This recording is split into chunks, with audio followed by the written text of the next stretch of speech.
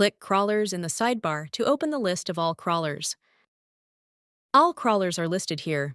Use the search bar or filters to refine the list. To filter crawlers by project, click here to expand the project list. Select the project whose crawlers you want to view. Click on the crawler name to open its details page.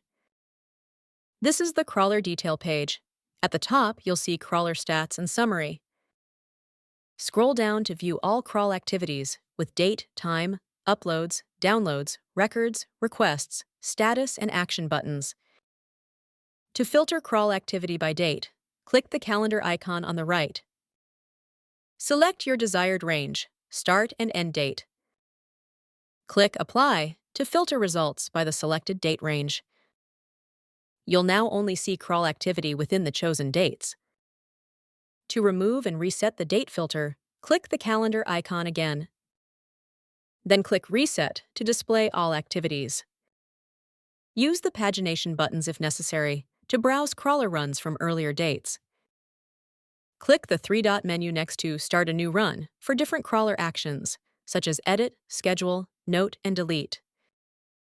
Select Edit Crawler to update the crawler information. After making necessary changes, click Update Crawler to save. Click the menu icon again to access other crawler options. Select Schedule to view or manage the crawler's schedule. All schedules will be listed here with previous run, next run, frequency, and active status. Click the breadcrumb, crawler name, to return to the crawler detail page. To access crawler notes, click the menu icon again. Click Note to view the crawler's description. A brief overview of crawler will appear. Close it when done. To begin a new crawl, simply click on Start a New Run.